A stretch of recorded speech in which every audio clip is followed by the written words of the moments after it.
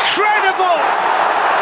This is The Grove Podcast. Hello, my name is Tabs and welcome to episode 121 of The Grove Podcast. Now, I hope you're all doing very well and managed to find something to do to fill the non-Arsenal time during the international break. Fortunately, we don't have to wait much longer to see the boys in action as we take on Forest at the Emirates in the early kickoff on Saturday. So I think we're all looking forward to getting back to that. And joining me today to preview that game and also to look back at what our players have been up to whilst on international duty is Jamie. Jamie, how are you? And have you managed to recover from our quiz loss against the boys from North Bank Pod and stopped waking up screaming, thinking, of course, Raheem bloody Sterling?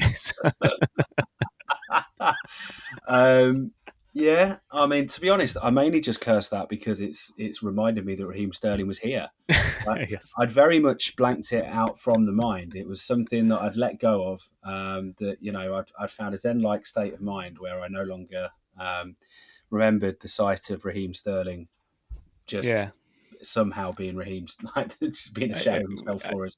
And now it's back in the memory again. So, you know. Yes, unfortunately so. Yeah, I was the same. I think I blanked him out from my memory, but I think his scarf or a shirt with his name on the back will actually be a collector's item in the future, I reckon. So, and the boys from the north, and the boys from very optimistic there. Well, I don't know, and ironic, you know. I mean, you've seen the shirts I have at home. I have Ben Helder's and John Hartson's, and you know, I'm desperately keen on getting a Chris Kawamia. I like a deep cut, but Raheem Sterling's not a deep cut. He was just shit. Yes, exactly. And we've been trolled by the boys from the North Bank Pod because they've been releasing a couple of clips on their feed on the socials from the quiz, and the last one they did was the question about the lowest performers and Raheem Sterling. So thank you, boys. Thank you, Steph. Thank you, Holly. Appreciate that. We'll get you next time. Anyway, for those that missed it, we did do something different in our last pod. We had a lot of fun doing a quiz with the North Bank Pod, an Arsenal quiz. So if you fancy testing your knowledge, seeing how you fare against Jamie and I and Steph and Holly, then go and have a listen to that. It's a bit of a long one, so if you've got a long car journey or a plane ride or something, it'll fill your ears for an hour and 44. So yeah, why not? Go and have a listen. It was a lot of fun to do, and we've had some nice feedback. So there we go. So anyway, let's get on with the pod, and we're going to have to talk non-Arsenal for the first few minutes because there was some news today breaking about that clown car club. Chelsea anyway, them lot from West London who have been charged by the FA with 74 alleged rule breaches related to payments to agents between 2009 and 22, and the charges primarily focus on transfers between 2010 and 11 and 2015 and 16 seasons. I think 3 main deals are under investigation. The one, Eden Hazard, which is close to home because I think he was on our way to North London before that happened. Samuel Eto'o and Willian, we finally got our claws on him, but a bit late. There's no suggestion of wrongdoing on those players, but yeah, something not great was going on behind the scenes, apparently.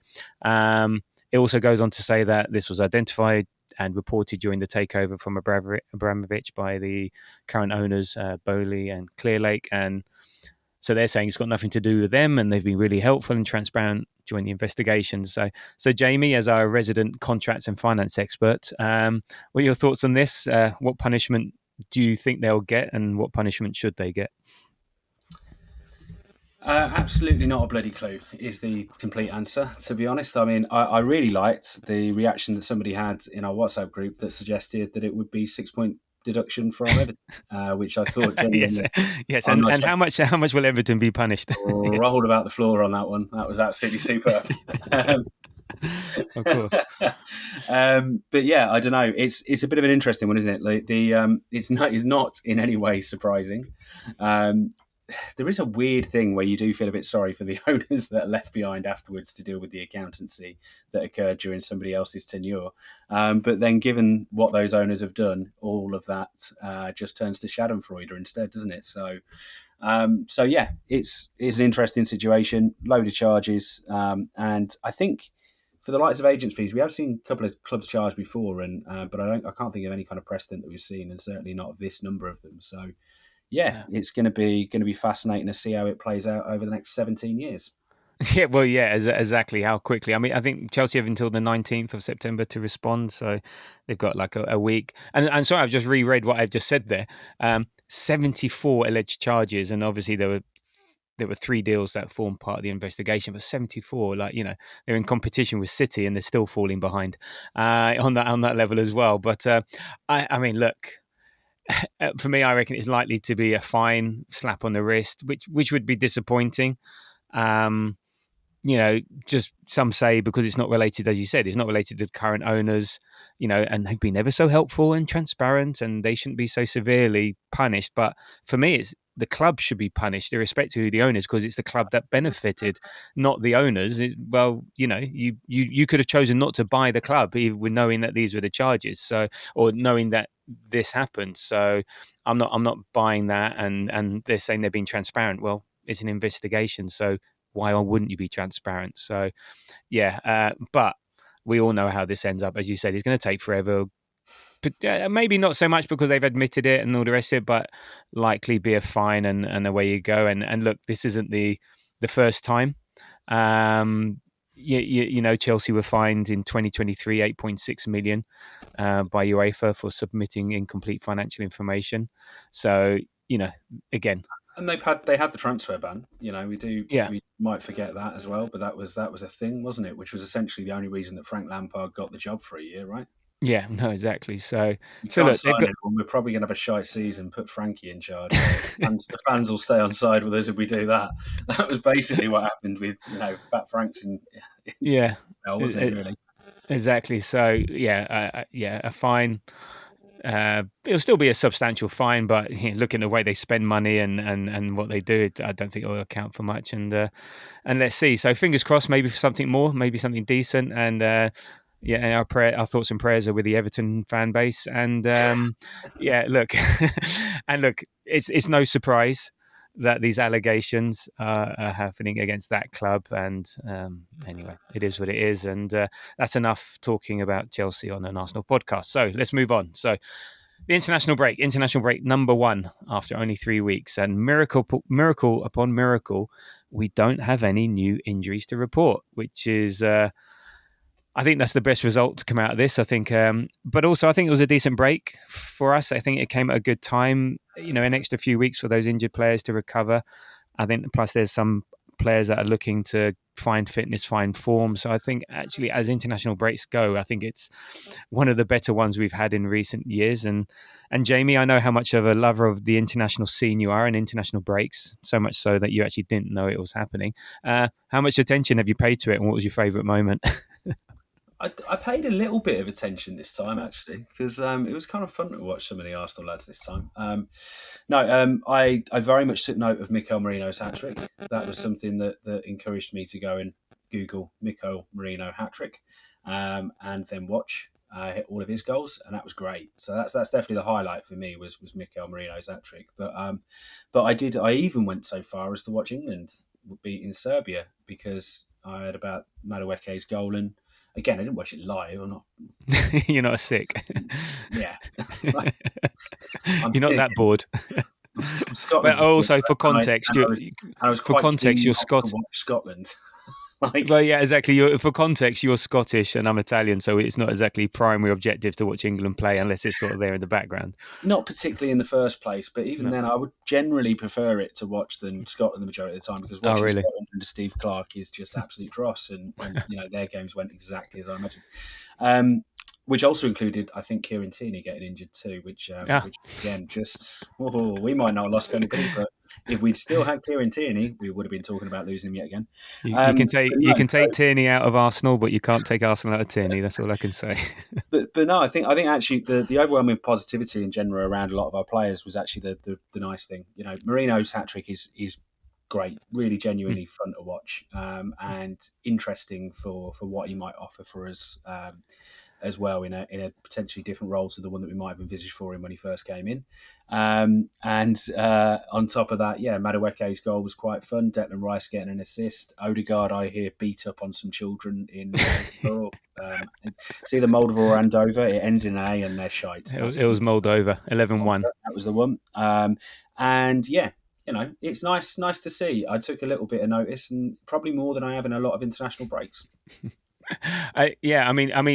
So no, pretty good. I mean, on the Marino thing, I think he was obviously the biggest talking point. He's a hat trick away to Spain, and actually a decent hat trick. Like the third goal is quality. I really like the first really reminded me of his Madrid goal. He's got that sweep that he can put across. He goes across the keeper like a proper striker, like so many strikers don't do now, right? Like he does. I loved that first goal just for exactly the same as that Madrid goal, where you're like, if you're willing to go the way that the keeper's shifted his weight away from, you're going to score as long as you don't hit a defender. You know what I mean? He's a clean striker of the ball. He is a very good striker of the ball. Yeah. His problem isn't the ability to in the box and all the rest of it, But and he scored actually 4 goals. So he actually scored 4 goals in 2 games. He had the hat trick, and it's a sweet hat trick. It's not like they're tap-ins or a header or anything like that. These are proper finishes. And look, I still don't know what he is, but I like him. Mikel likes him. He was my player of the season last year, and I'm glad we have him. And we're going to need him for this season. We will need him. We do, and we'll need him for the rest of the season. And I think, actually, since last season, if you look at his numbers, 9 goals and 5 assists in all comps for Arsenal, and 8 goals and 4 assists for Spain in 37 appearances. 6 have come since March. So, I don't know, not bad for a defensive midfielder, which he is clearly not a defensive midfielder. No, I know. He's as much a defensive midfielder as Granit Xhaka. But, I think that's the thing that I keep thinking is, when he came in, I always felt, I think I said a few times with us, he felt like he had a profile that Mikel was trying to get somebody to do what Granit Xhaka had done. Yeah. And he didn't quite do that, in part because he had to play in a bunch of different positions across the course of the season. But I think I would love to see him do more of that, of being that sort of, actually, when Xhaka was playing there with Jesus in front of him, Xhaka was really kind of actually the man that kept the central point a lot of the time, and that kept a focal point, because Jesus would go walking all over the place or running all over the place and going wide. But, Xhaka was so often... I think he scored about 3 or 4 aerial goals in his last season with us. He scored something stupid like 10 goals, didn't he?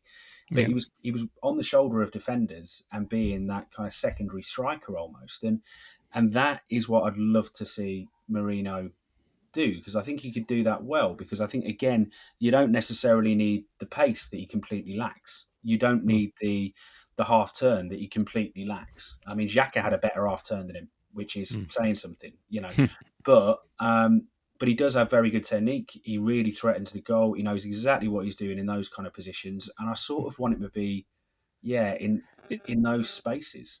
Yeah, I mean, look, he's not a defensive midfielder. Yeah, look, yes, he can defend, but that's not his role. His role is the left 8. I mean, but also now his role is backup striker. If anything happens to Gyökeres, okay, you may have Trossard.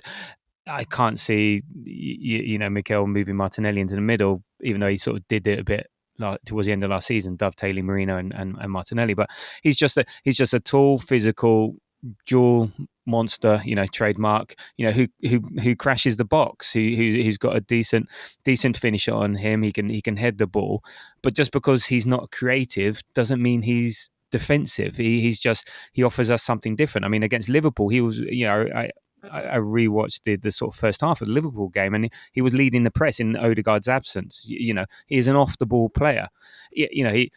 But everyone just thinks, well, if he's not creative, then he must be defensive. Well, no, there are other types of player, and in a way, I think Mikel was sort of slightly happy that Odegaard was sort of not fit enough, because I think he really wanted to play Moreno in the Liverpool game, and having watched that again, he helped us, be offensive, helped us be on top of Liverpool, and there was no defensive aspect to that, or shall we say conservative aspect to that. He was very much a part of how we drove forward and what we offered, and breaking up breaking up Liverpool's attacks, or getting the counter, or the transitions and stuff. So yeah, but I think it's because we have Declan Rice at left 8, and then we have do we want It's the structure of the midfield. There is really one spot for somebody who's not a flighty 10 type player, because for Odegaard's spot, you can't put Moreno there. You completely lose any kind of guy, or you want it to be Ranieri that goes there, right? Or you want it to be Eze that goes there. But I think that's the problem for him. It's just literally structurally in the team, there's one spot, and actually there's not many players. There's really only him and Odegaard that are that inflexible. I think there's a lot of players you can move around this Arsenal team. Certainly at the midfielders, Eze can go in a couple of positions. You'd be happy seeing Madueke on right and left. You're happy seeing Havertz at striker or in the midfield. Well, in the left 8 role, he or right 8 role. Rice at both, 6 and at left 8, right? But with Moreno, I think very clearly you're just talking left 8. Very specifically, he's not going anywhere else. There's nothing else he's going to do, and he's going to play it in a particular way. Unless we need him up front, I guess, which we did last year. As an auxiliary forward. Extraordinarily versatile last season. But when you've signed a £60 million striker, you don't go and play Mikel Moreno at striker. No, but at the moment, as I said, we might need to. If we need to rest Grocker, if we're like, we'll talk about Forest, but if we're like 3-4-0 up, he's an option just to give Grocker as a rest. So we'll see. But no, as I said, I think we all like him. We just don't know, and I think there's a place for him, and it's a time and a place, and horses for courses, and I think we will see a lot of him. Just people have their favourites, so therefore, because this person isn't their favourite and they don't quite understand him, then they sort of get down on him instead of just. I find him really interesting, really intriguing, and also he brings experience with him, and he is quality. He's just a bit different to the a creative player that people always want to see on the pitch. So but he is also kind of our Harry Maguire, but better as well, right? Or Ian Marshall or Matt Elliott. Well, no, the guy. The guy that in the last 20 minutes you stuff up top and you lump a few balls. Well, maybe. But the people I've heard him sort of analogous to is maybe someone like McTominay or to who's the big fella, Fellaini. Don't really know who they were, but they sort of performed a role within the teams and stuff like that. But they didn't have I totally get you. I just mean as a sub to come on. I'm thinking right now, if we do need to go and lay siege to somebody, and you want somebody to actually go and be a focal point of physical presence who can score goals. Slam him up the top, like the fella can do it. Or also as well, bring him on in the way and get him to play the role he did against United, where he's just winning duels at the halfway line and buying us a little bit of time in a game we're trying to hang on. Either one of the two. But it's not the best answer necessarily to say a guy who's just going to score a hat-trick starting for Spain and score 4 goals in 2 games and looks really good in a Spanish team that's got a very accomplished set of midfielders to pick from. But I do think, unfortunately for him, I see that role as probably being, he starts a few games, he mainly is a very reliable substitute that comes on in a lot of games to be able to fulfill a couple of roles. Exactly. So the other, we had 18 players out on duty at various levels. So that's quite a large number for like our squad of 23, 24 we've got at the moment. And I mean, before the Moreno hat trick, I think that the biggest talking point of the international break, and it was about another midfielder, and it was a massive surprise what he did. And to quote him, he said, "I missed the bangs, but it's going well. It's lovely. It dries quickly." And yes, we're talking about Martin Odegaard's new haircut. And for someone with locks like yours, are you tempted by his new look or? No, he looks a bit like he's. To be honest, mate, like he looks a bit like he's in Papillon. Do you know what I mean? Like, yes, it makes him look a bit malnourished, and like I'm a bit worried for the boy. Well, I don't know. He scored and got 2 assists, and I know against the Moldovans, but who should be playing tennis? And if you get that reference, well done you. To be honest, if our number 10 isn't getting a goal and a couple of assists in that, I'm probably a bit worried, to be frank. Yeah, indeed. But yeah, you're right. Maybe he means business. You're right. He does flick his hair quite a lot when he was playing. So maybe we'll stop him seeing that. I mean, it winds me up when I see my son constantly doing it. So and it winds me up when Odegaard does it. So maybe it's a good thing for me. But yeah, it was the talk of the international break before Marino stole his thunder, and rightly so. Actually, and before we get on to some of the other noteworthy mentions, we did actually have, not international break related, but before the break, we had the news that Saliba will be out for 3 to 4 weeks with the ankle injury he picked up in the Liverpool warm-up. Yeah, just add him to the list of primary players. So missing Saka, missing Havertz, and now missing Saliba. So they said 3 to 4 weeks. Now, I'm not too sure if that's going to take into account the 2 weeks of the international break, but they were suggesting he wouldn't be fit for the next international break, which is in 3 weeks' time. So, don't know. It's we'll have to see. But International break in 3 weeks' time. What is? Sorry. See, yeah, this is the problem because I'm so disinterested. I just see it when it comes in as just being a horrible interruption in normal service. Do you know what I mean? yeah. Yeah, I will touch on it then. We've got 7 games between now and then, so it's going to be a compact 3 weeks. But yeah, the next one I think is in 3 weeks' time. So I guess it's time for Mascara to get a run in the team or job share with Ben White. So we'll see I mean, about that. it might also just be a really fun thing for us where we go, well, look, we've got an intense run of games. We think we need Mascara to play them all. We're not. We could probably try and rush Billy back, but there's an international break in 3 weeks. Let's just say it's going to be 3 to 4 weeks, and there's no way. Yeah, I'd certainly appreciate that approach and going, no, France, he's not going to be ready. Set no. the expectations and then just even if he's in a nice spot at that period of time, just let him get himself ready for the return after the break. Well, there is always that interesting point that you can use the international break to get yourself up to fitness, a bit like what Gyökeres might have been doing, because you can see he's still not match fit. So maybe you can actually use the international break to get the fitness up. So it's sort of always a double-edged sword sort of thing on that. But we'll see. As I said, he might be back in a couple of weeks, so he might be playing already in that final week in that week. So we'll see. And you broke news on the group chat today about Saliba. I'm not sure I can trust the source, but Eduardo Hagen, yes, the chap before him, because I've never heard of the chap before him. Yeah, I mean, there's talk of. I mean, I think in general the main positive for me is that all of these kind of ITK source type people seem to be talking up the offer of a contract, and that's what Arsenal are working on at the moment. And clearly, that's the stuff that's kind of coming out of the club. It's all around getting those couple of contracts done for the two big players that need it done. And ultimately, I think it's positive to hear that, and it's positive that we've heard a lot more of that since the outset of the summer, and very little of Saliba heading elsewhere. So yeah, hopefully, if there's genuinely a 5-year deal on the table, which is what's being mooted there, I mean that's a tremendous number of years for a top quality player. Having said that, I suppose it might make sense a little bit for the likes of Saliba and Saka now, because a lot of them will have signed these kind of 3 and 4 year deals previously, in part because they're going, well, I'm not going to want to sit on that wage forever, because where I see myself in 3 years' time is this. So I'll sign a 4-year, and in year 2, or at the end of year 2, you're going to have to start coming back to me and talking about upping those wages again.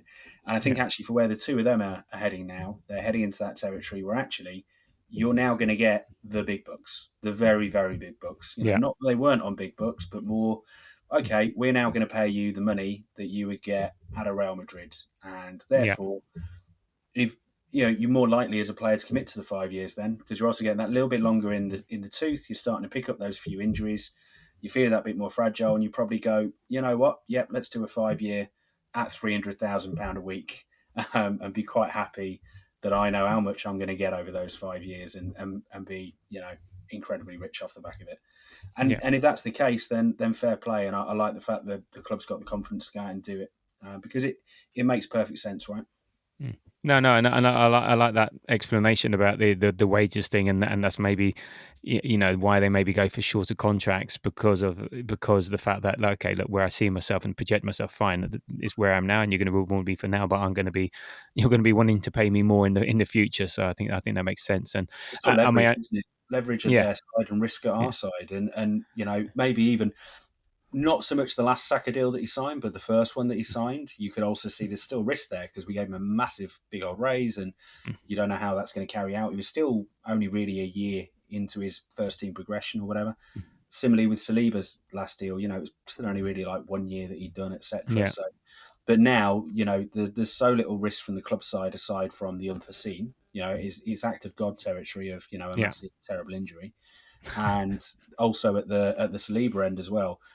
Clear direction of where the club is, but the Mm. main thing, just from a wages point of view, all right, if you're going to pay me the big bucks, then obviously I'll commit. Like that's how Yeah. it works, surely. Yeah, no, indeed. Well, let's hope so. I think, Edward Hagen. I think he's a bit of an aggregator and stuff like that. And all I know, all I ask about him is when will he ever actually become a journalist? That's all I want to know. So I don't know. Have you seen his profile? Aren't they all journalists now?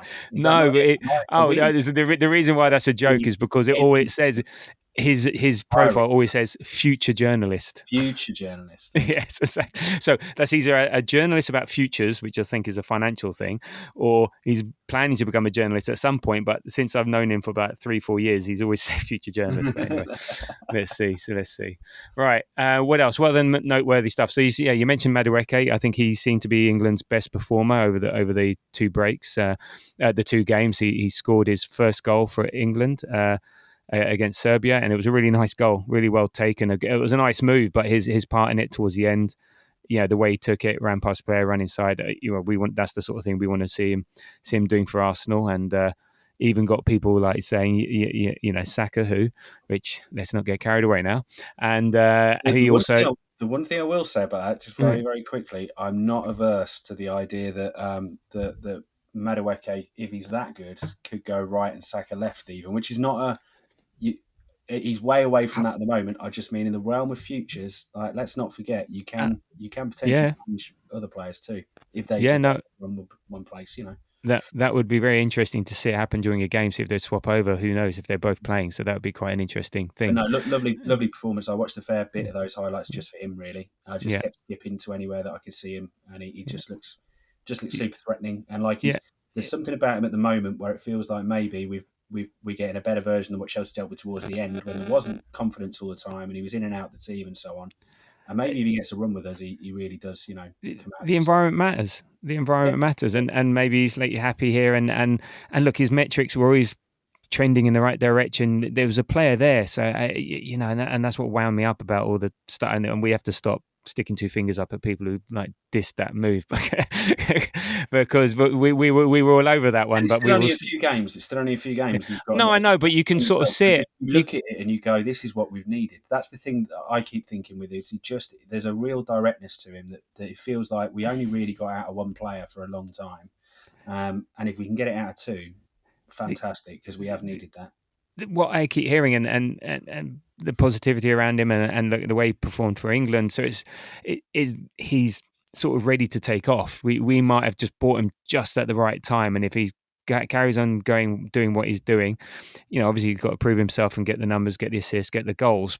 But you can sort of see the player there, and you can see, okay, yeah, I get that. Like he was our best player against Liverpool, his best player for England, So a cracking signing so far. So let's see. And he also was instigated the own goal against Andorra. So good performance by him. England and Ireland's Declan Rice got a goal and 2 assists. So yeah, Rice being Rice, doing Rice things. The one interesting thing to come out of the England camp is MLS, so Miles Lewis-Skelly, he played the full game against Andorra, but he wasn't even in the squad for the Serbia game. Now, interesting times for MLS. Now, I know he's young, he's 18, future's bright, future's ahead of him. There's no worries, no doubts about him. But yeah, any thoughts just about what he's going through, what his approach will be, how we're going to handle him, and look, we've just got Hincapié as well, so we've got 3 left backs, all very different. It's going to be interesting for him. I think it is, but Tuchel was really, really positive about him, right? Post match, his comments directed towards MLS were glowing. So that's a good thing.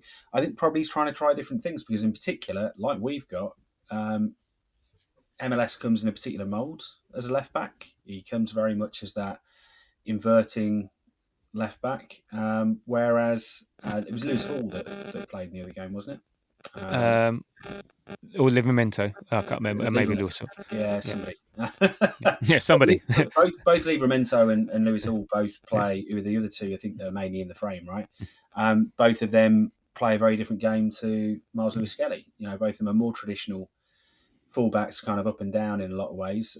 Deliver a fantastic ball from a wide area in both cases, and that is a different thing to what you're going to get with MLS. So if you want to try different things and see what suits and what works with different players, then that makes perfect sense to me. As for MLS at the start of the season in general, yeah, I mean it is weird given where he was last season that I felt he was incumbent for the left back, and then suddenly he doesn't feel like he is at all. And to a certain extent, I think it's easy to lose sight of the fact he was 18, he's got a low development, and he might find himself to be a very different player to the player that he is right now. What I love are that his qualities that he has at the moment feel like they're good enough for the Arsenal right now. So how they're used, how they're utilised by the team, we'll see. We'll see what that turns out to be. There's been talk of the fact that maybe the club actually are looking at him being more of a midfielder going forward again. Maybe that's the case. I don't know. At the minute, it just feels like okay, we'll get another season to discover what MLS can be and the different roles that he can play. Where at this moment in the season, we're not desperate to have that 18-year-old playing a position where yes, he'd been sort of moulded for it to a certain extent, but he didn't have oodles of experience in. And that's not a bad thing. Maybe it takes a bit of pressure off him, and he gets to enjoy himself, and push himself and push himself potentially in more than one role. I think you made a good point. We forget he's 18, and we fell in love with him. He was brilliant when he came in, the whole Haaland thing, and so on. So, and you're right. We're thinking, MLS, he's now a shoe in there, and I think he wasn't the plan. Yeah, so he was not the plan. So he came on and it was a pleasant surprise, a really brilliant surprise, and we've got him, and that's great. And we signed him up on a contract, and that's great. But again, he's an 18-year-old. He was not the plan. So when your plan A is fit and available, it's not surprising in a way, and that Arteta's going to Calafiori because this is most probably what he envisaged in the first place, before the injuries and what he wanted from him, and he really wanted Calafiori. In there, and in Capier offers something different, and also cover, I think, as well, across there. So I think it's going to be a really interesting season for MLS. I think mentally how he's going to cope. So he's going to test of his character, see how he deals with the squad game. And look, if he's good enough or if his game suits what we want to do, fantastic option. He will get minutes. But again, I think he's 18, and we're trying to win now. And that's not to say you can't with him, but if you've got more senior players, saying that Calafiori's still quite young, and Hincapié is not exactly old, they're 22, 23. So it's but we're sort of win now territory. So I think it's just maybe just take a step back. Let's not get too carried away, and I think his time will come. The Hincapié signing's got this kind of hallmark for me of like we've abandoned inversion from the fullback position because he's a lot more akin to to Calafiori ultimately, isn't he? Someone who's played a fair bit of left centre back and played a lot of left back, and then and he's kind of he's all blood and guts. And in fact, he was having a bit of a tussle over the international break, wasn't he? Which is kind of fun. But he's all blood, guts, and thunder, and that's kind of an interesting thing to see. It feels like that is we've got two A-grade players potentially to go and play that left-back position that have very similar qualities. And then maybe MLS occasionally plays there, but it does feel like maybe they are refactoring MLS and thinking, you know what, we're not going to try and continue trying to mould you as a left-back. In the way they first started in the under-21s when Zinchenko was playing left-back for us, and he was he was seen as a potential analogue for him, right? Maybe it is more of a, do you know what, we're going to find what other role you have in this team. But I have no doubt the quality's there with MLS. It feels like the mentality's there because the boy just seems the bean.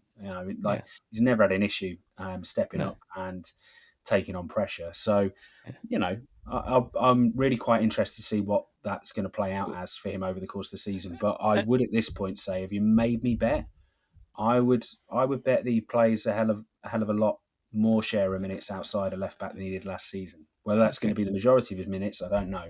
But I Yeah. think he'll play more minutes outside of there than he's had the opportunity to for us before, for sure.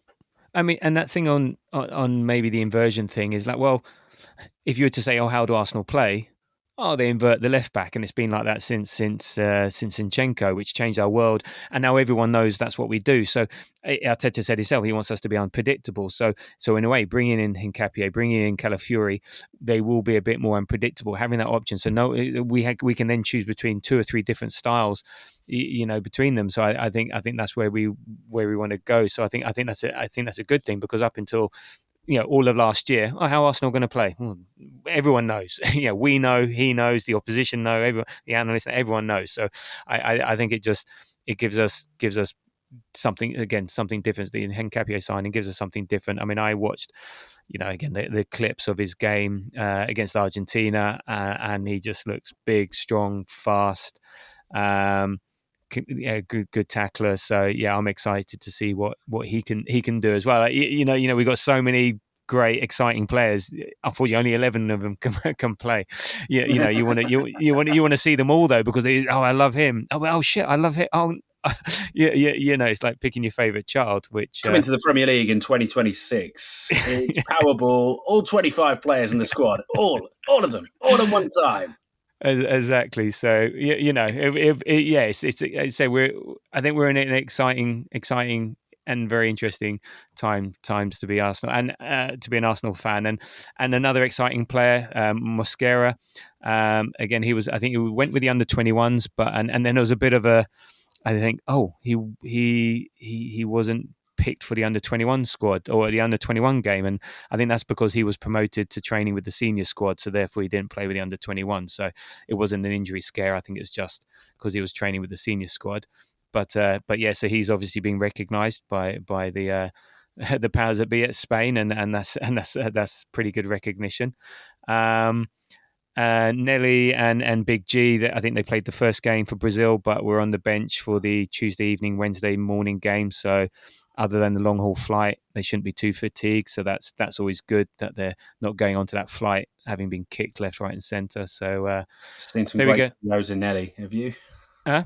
I've seen some great videos of Nelly. Have you? Is that ironic, or is that actually that he's showing how it's done, or is it just Martinelli running down Uh, blind alleyways again? no, it's like blind alleyway, blind alleyway, blind alleyway, and then it's Okay. he's cut inside. He's had a shot, but it's pretty piss poor. Uh, I, I mean, again, I didn't watch the game as a whole, but just and it can yeah. be very horrendously put together by people, but the edit looked extremely like what we see. Okay, well, yeah, look, I think we've talked about him. We're going to, again, like I said with Marino, we're going to rely on him. We're going to need him. And let's hope he finds that form one way or another. Somehow, we find that player again. Yeah, let's see. Other than that, the other notable thing, I think Dowman, he played for the under-19s, so still 4 years above his age grade. And apparently he was kicked a lot by the Spanish left back, and he won his trademark penalty, which is great to see, and it was definitely a penalty. But I'm also slightly concerned that whether this is going to be picked up upon, and eventually, because he plays for Arsenal, he won't be given these calls in the future, just because, well, it's what he does. Players can't defend against him. They kick him and he falls over, and we get a penalty. So that would be interesting. But by all accounts, yeah, he just didn't look out of place with playing against the under-19s. Ethan scored for the under-21s and got player of the match. Zubimendi got an assist. Big Vic got an assist. And the biggest shock of the international break is that Calafiori didn't get injured. Hurrah! And luckily for us, he only played one game. He missed that chaotic game for Italy against Israel, which was nuts. So he's coming back fighting fresh. And this one I pulled out just for you, Jamie. And I know you'll like this one. Defender Maldini Kakuri made his senior debut for Albania Albania. in his Oh, in their 1-0 win against Gibraltar, playing the full 90 minutes, and of course, he picked up a yellow card. oh, fair play, Maldini Kikori. I'm delighted by that.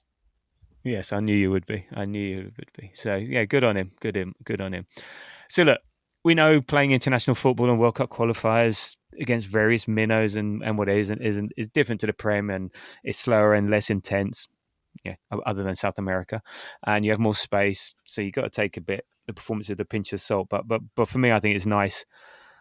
Our players are performing. They're starring for their respective national teams. They're getting into a bit of form, building confidence, building fitness, and look, we can only benefit from that. So I think this is one time we're coming out of this sunny side up, shall we say? So there we go, So look, that brings us on to part two, which is we do have a Premier League game of football coming up. Nottingham Forest at home, which kicks off a run of 7 key games, which I think will define the opening of our season, setting us up for the autumn and winter months. So we've got Forest on Saturday at home, then Bilbao away, City at home, Port Vale away, Newcastle away, Olympiacos home, and then October the 4th, West Ham at home before the next international break. So 7 games in 3 weeks. So what are you expecting from these next 6 fixtures? How you think it's going to pan out? Oh, that's right. Let's just go straight in with the how do you see the entire next month and a bit. Or not Well, even a month it's and a bit, actually. It's literally like yeah, 3 weeks. 3 weeks. Yeah. Yeah, I mean, it's a fascinating period of time now. I think where we are at the minute, I would expect us to go and win the majority of those games. And it's just what you got to expect, isn't it? The really interesting one's probably going to be the City one. I really sort of back us for that one. I think that's quite defining. I think we need to make that almost like it's business as usual. It needs to feel like, no, we're just a better team than you now. Mm. I think I said last season when we beat City, and also the rail game, both of those, or the rail game, I think was probably the main one. We had this feeling of like the most delightful moment of just thinking, do you know, this ain't no fluke or anything. This is actually we're just better than this lot. I'm probably getting slightly overexcited about it because we're just better, and that's how I kind of want to feel with the City game. They're still a very good team. They've got a bunch of decent players. They've recruited relatively decently over the summer, but it does feel like they are a team still finding themselves, and they don't have as much quality as they've had in the past, and they certainly don't have as much collective quality as they had in the past. Nobody's amplifying anyone else at the moment. There's a lot of individual talent in there, but actually, if anything, they're probably undermining themselves because they don't necessarily have everything clicking.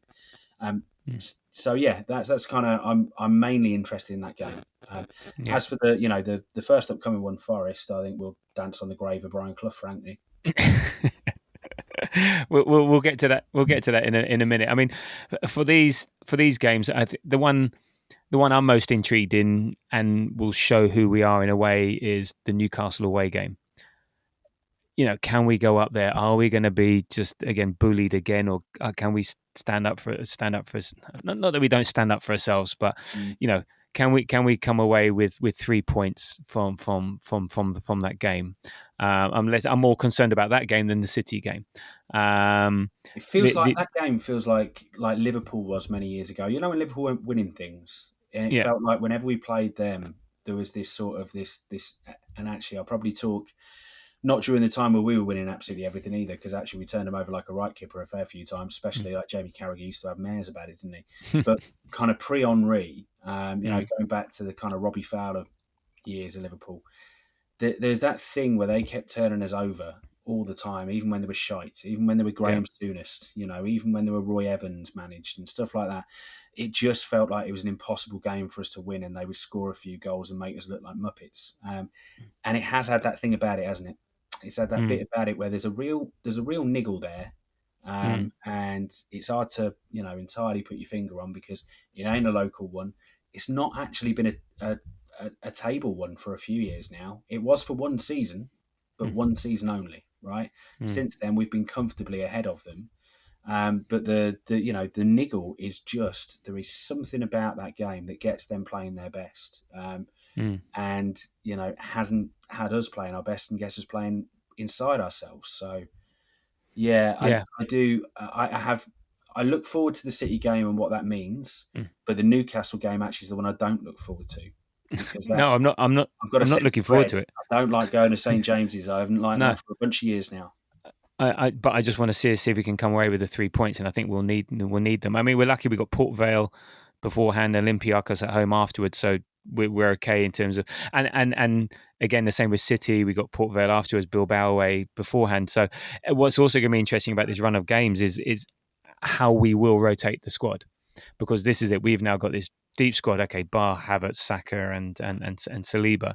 We have this squad. It'll be interesting to see how we manage that, how we rotate it, whether it is rotation, whether it is win the game early, then get the players off. This is the beginning of, okay, this is the new Arsenal in inverted commas. Like this, how we're going to approach this, how we're going to use our squad, use these players. We've got them. This is what Arteta wanted. Yeah, well, let's see what happens. So it's going to be it's going to be an intriguing set of games, and it will set us up for the winter. And I think how we do will set the mindset for the fans going into it. I mean, they all look winnable, not always easy. So we'll see how that pans out. But I said first off, we've got Forest at home, 12:30 on Saturday. And actually, the biggest news again surrounding this game is that, nothing to do with us as well, luckily, is that Nuno Espirito Santo won this season's Premier League sack race, and Ange Postecoglou, our favourite ex-Tottenham manager, was appointed on Tuesday. So after Nuno was sacked on Monday after 21 months in charge of this at the City ground. So there's no surprise he's gone. I think it was just on the cards. I mean, he spoke in August when he said like the relationship between him and the owner, Evangelos Marinakis, has changed, and also think him and Nuno had a very strained relationship, and I think there was talk of it just being irreparable. So look, the writing was on the wall, and less than 3 weeks after he made this comment, I think wasn't it more Edu was the big thing. I think that certainly all the bits that I've been reading from the kind of the Forest guys in it's been the Marinakis thing would have been fine with Nuno. Okay. Like they didn't have a problem necessarily directly. Edu and Nuno, like, whoa. Oh wow. Like absolutely just no way of working together. And as such, Marinakis effectively had to side with one of his boys. It has to be Edu, doesn't it? Because he's, Nuno's easily a replaceable. Edu's come in, and also what Edu's doing in terms of transfers, and we'll talk about that in a bit. You can't. Yeah, it was always going to be that one. was a part of it, and there is, but that's certainly the bits of it. It's been an interesting one as an Arsenal fan to keep the eye on. If you read kind of the Forest contributors at the Athletic and stuff like that, and it's a basket case of a club anyway, right? It's absolutely mental.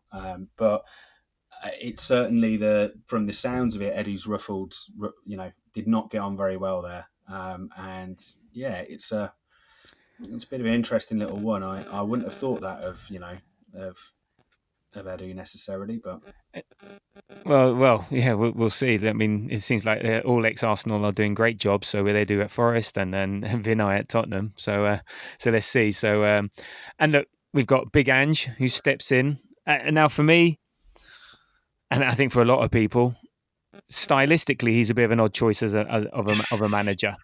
And I'm not talking about his physical style, because him and Marinakis, they look similar. Yeah, in terms of how they play, you got. I'm not sure it's ever a good thing to swap from style to style to style to style. It's like a bit like Man United have done and stuff. It depends what they want.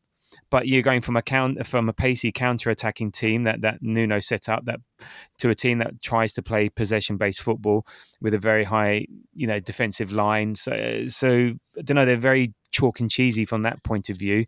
Yeah. The only thing I can think of is that they've got the Europa League. Conference League, I think it is. They're in, or whichever one it is they're in. And maybe they just saw what Ange did fluked his way with Tottenham, and how he made one mediocre team win a European trophy. So maybe they can do it with another mediocre team for like Forest. So I don't know. Any thoughts on Ange and joining, other than it's going to be great fun for us to chant?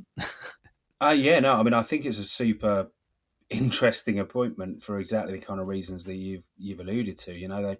They were this counter-attacking team. They've gone after Ranji. He's more of a it's football, mate, kind of thing. Yeah. I mean, it's going to be interesting to see how he adapts. I don't think I see Milenkovic and Morello as the two guys that are going to go and stand in the high line. And that's going to be kind of interesting to see. I mean, he has got talent there, right? They do have talent at the football club. Aside from it just being some kind of great alchemy created by the manager, there are talented footballers at that club. Morgan Gibbs White is there, and James McAtee's there now. Hudson Odoi's there. There's plenty of ability, but stylistically, yeah, I struggle to see, how he's going to be able to get that team playing the way that, given that he's so rigid in the way that he kind of perceives. And that was the great criticism of him, was that he was almost quite Wenger-like in his philosophy. Very stubborn and doesn't want to adapt it in any given way. It'd be interesting to see how he manages to try and achieve that with the players and tools that are at his disposal day one, because they don't necessarily feel like natural fits. No. But yeah, it'd be interesting to watch. I'm fascinated by that club at the moment. Anyway, I just find them absolutely mad. But I do think certainly I would be looking at this game as an Arsenal fan and going, you got to go out there and just do them. It should be. This is not Purple Patch Forest that we played last season. This is Forest looking a bit crap, very unsettled. Things are in a bit of a weird place. Ange Postecoglou's not had much time to go in there. He's going to ask them to do something different day one anyway, and then we'll see what happens. But I would hedge my bets that this should be fairly comfortable for us. With Ange, I mean, yes, I think in the Premier League he didn't change his style, and I guess he had nothing to lose apart from 22 games.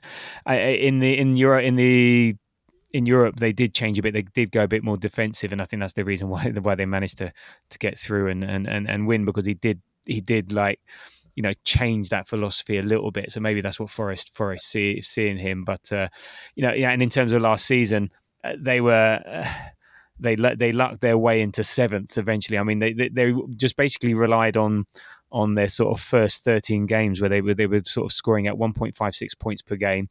The middle 13 was 1.35, and then the last 12, the running was just 1 point per game, sort of on average, which is just, it's a shame they didn't just win a couple more points to nudge out Chelsea and Newcastle from the top of the league and finish at least fifth or something. But they sort of showed their true colours, and the season before they finished 17th, so and only 6 points off relegation. So they're a mid-table club. They've got Europe. They'll have a bit of a run. So if they finish mid-table, they get quarterfinals, semi-finals of the European competition. I think they'll consider that a good season. Yeah, I mean, they spent 180 million over the summer, so they're expecting some return on their investment. But I just think this is just going to be just bang out. They're just going to be an average team over the year. They'll win some, they'll lose some. Europe will be a bit of fun, but nothing more than that. And in terms of, here's a stat for you from Albino: Arsenal have faced teams managed by former Tottenham managers on 12 occasions in the Premier League. Won 7, drawn 4, and lost 1. So yeah, bodes well. So talking of which, is that Harry? Do you reckon it's done us over at some point? Yes. So the manager in question were Harry Redknapp, QPR, Martin Jol, Fulham, Pochettino, Chelsea, and Espirito Santo, Nottingham Forest. Nuno beat us 1-0, so maybe it'd be Nuno, will it? All right. It might be, but that was in the cup, so I'm not too sure. But anyway. It's not. This is our first radio, and I've also got a stat. You're coming here with a half-baked stat, are you? No, that's the stat. I just didn't expect that question. I didn't check up who we lost against. But I can easily find out whilst you tell me what are you looking forward to and not looking forward to as far as the Nottingham Forest game is concerned. I am looking forward to seeing what the reception for Ange Postecoglou will be. I think that'll be interesting. I think it'll be jovial rather than vicious in any given way. He didn't really do anything to hurt us, let's face it. He did quite the opposite. He kept me entertained a fair bit. So yeah, I think that'll be interesting just to see, lots of our right mates going around or whatever. And yeah, what am I not looking forward to? Not a great deal. I'm not looking forward to the potential for a really squeaky bum, like 20 minutes because they've eked it out at 0-0 or something, and then you just start having visions of Chris Ward, slamming one in with his bum or something like that. It's got to be something first touch, hasn't he? The bloke doesn't have a second, so Yeah. like that's what I kind of worry about. I guess is just the bit that I do not want to see is us being in a position where we haven't got ourselves a lead in the first half, probably because they have Yeah. got the players to shut up and do well. They've got really good quality in that team. I don't want to undervalue that at all. There is a reason that team did well last season. I just don't think they've got the right fit of a manager for them, and I think that they've not organised themselves at all because the manager was phoning it in previously. So if they decide to have one of those games where they go, new managers come in, he hasn't fully got to grips with us yet, but we're all just showing him we got a big squad, we're going to show him that we want this place in the team. Then they could do a job and keep it tight, and they have got players like Chris Wood who can, he just happens to be in those right places at the right times a lot of the time. I think I said during last season at one point I'd have taken him.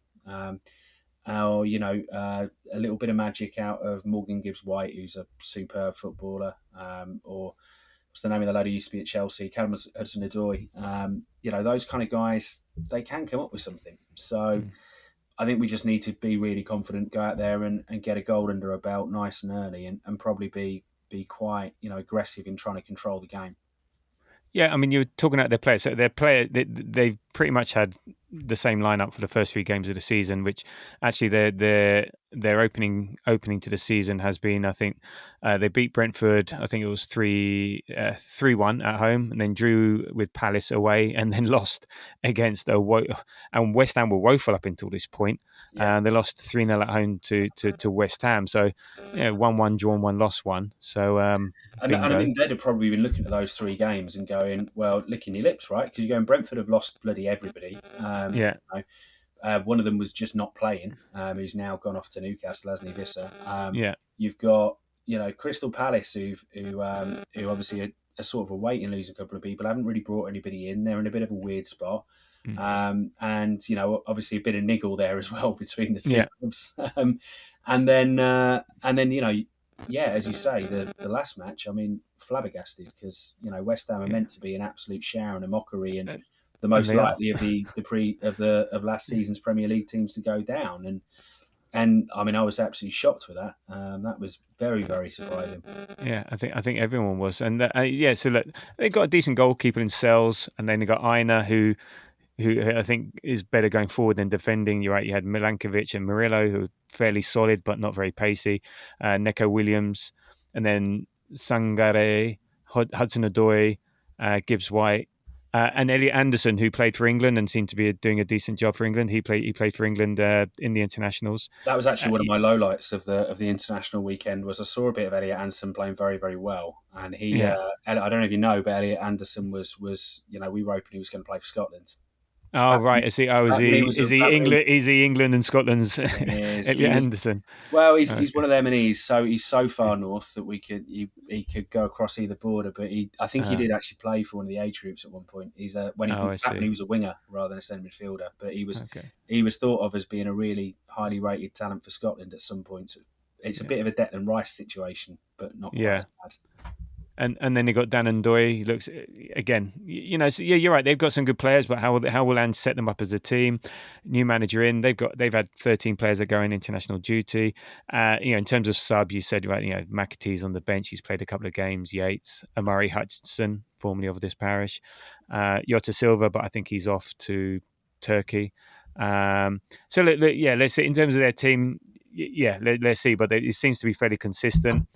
I don't think they're going to change too much in the in terms of that, because what can you do in a couple of days? So I mean, from my side, in terms of what I'm looking forward to, just Premier League football back at the Emirates, and primarily seeing Eze play in red and be on the pitch, and he cannot not play on Saturday. There'll be a riot if he doesn't get in the starting lineup, and I'll get your thoughts on the starting lineup. In terms of what I'm not looking forward to, it's the early kickoff after an international break. So these games are always, they take a while to get going. The crowd is generally less vociferous. The atmosphere is always a little bit subdued, and they never tend to be the best games. So I think we just need to appreciate that, maybe not expect too much, and look, just play half decent, no injuries, get the win, and move on. Because it's just 12:30 on a Saturday after the international break. Just I don't think I've ever seen a good game from anyone in that position. So you sort of ripe there for the for cock ups or not being on it. So I think we just need to just keep focused. But just for the crowd to be just understanding of that, which they won't be. But it's Always a just bit to be groggy, cognizant. in it. Always Yeah, is. But yeah. I mean, for me, selfishly, I'm away at a wedding that starts at 2 o'clock, so I'm thinking, banging. I can watch at least an hour of this before the ceremony starting, right? Like, I'm good. So It's all right. I'm You can kind of happy about it. surreptitiously It either had to be on early your or be the phone. late kickoff at 3 o'clock, and Yeah. I ain't getting a streaming site going or anything. So look, the lineup, we have Bilbao in midweek on Tuesday, and then City at home next Saturday. Mm. So what are your thoughts on what do you think the lineup's going to be? I mean, does he take into account or rotate thinking of midweek, or do we go strong, win the game early, and then make the subs early? So what do you think the starting 11 is going to be? It's got to be a strong team. Yeah. It's. I mean, and that's just the Premier League thing. Almost Mm. every single week, that is the way the Premier League is now. Ultimately, I think if you see a few changes, they're probably more likely to happen in the Champions League. To be frank, but yeah, I mean, I think there's some interesting questions, as there have been for quite a while. Be really interesting to see if Ezra starts. I think he will. I think it's the ideal time, but where he starts is going to be super interesting as well, right? I mean, I see no reason that he shouldn't be on the left. And then you've got Madueke on the right. For me, you want Gyökeres in that team to keep trying to build his confidence in, because we don't really have another striker. And then, the settled midfield is probably the one, I think. Having said that, what's to say you put out a strong team? I'm not averse to an Ethan stepping in at 10, or to a Moreno stepping in at left 8, or a switch or two. Probably midfield feels like it's the most likely. It feels like the most interchangeable at the moment. That's probably where I might see something changing. And otherwise, settle back full with Mosquera in place of Saliba, right?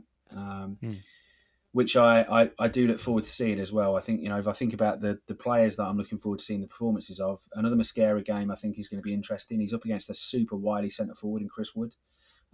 He's got him for pace all day, let's face it. Yeah.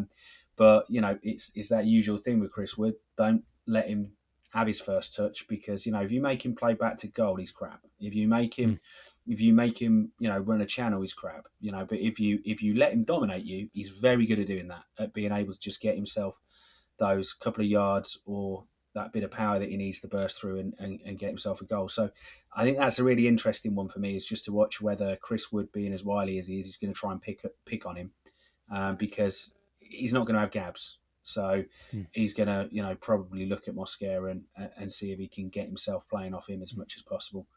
And then, I think otherwise the other performances I'm really forward to would be an Eza if he starts, and I'm just convinced he will.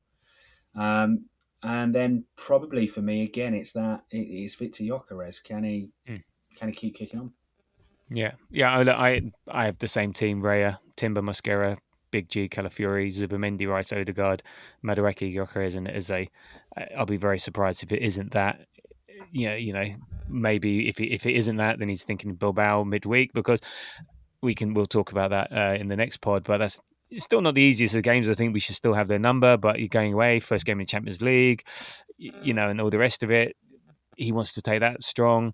City next week. So, but no, I think it'll be a case of going, get in, get up early, get the game, get 2-goal lead, be winning 60, 65, and then make your changes. And then on the subs bench, I thought the subs bench would be quite hard, but actually given the injuries, and White and Norgard are back in training. I think I saw the pictures today, so that's good news. But the subs also would be Kepa, Nelly, Marino, MLS, Norgard, Waneri, Trossard, White, and Incapie.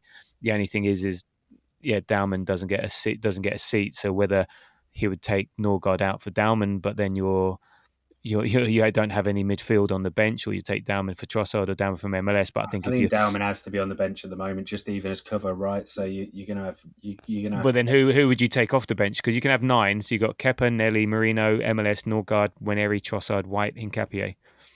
I mean, look, if you want me to say it, I'd take bloody Nelly off the bench at this given point in time, to be Yeah, honest. But I don't think he would do that though.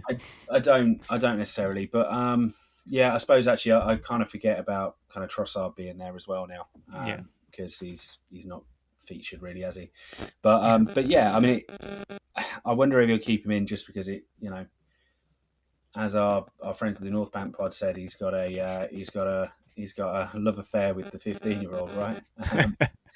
And yeah. It'll be interesting. It's a tough one because I think he does believe in seniority, and then if you're going to trust someone, do you trust Nelly, no matter his form, being there, done it, versus a 15-year-old? It's a toughie, and you don't want to kill Waneri. The only one that's potentially there is MLS, because if you bring Hincapié in, well, it's either Hincapié or MLS, because you need 2 left backs on the pitch.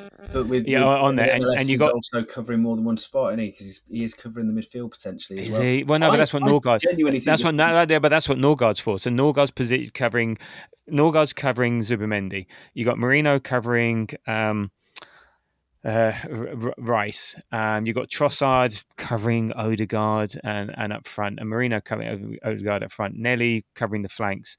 Waneri covering Odegaard. White, he's not going to get dropped. So maybe it's Hincapié because he's still coming back from Ecuador, still trying to find a house on Islington High Street. So maybe it is Hincapié over Dowman, but or not Dowman at all. I don't know.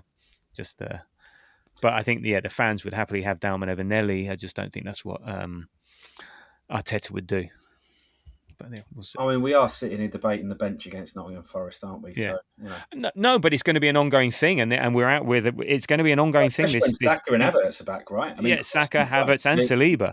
There are some very, very serious footballers that are not going to be picked in a matchday squad going forward. Like that's the thing, and that's pretty decent, that we haven't got some child on the. Well, I mean, we have mentioned a child that would be on the bench actually, but they're on merit as opposed to just some of the making up the numbers that have just been there, with not really much of a hope, and not a Reece Nelson in sight, No, or Sterling.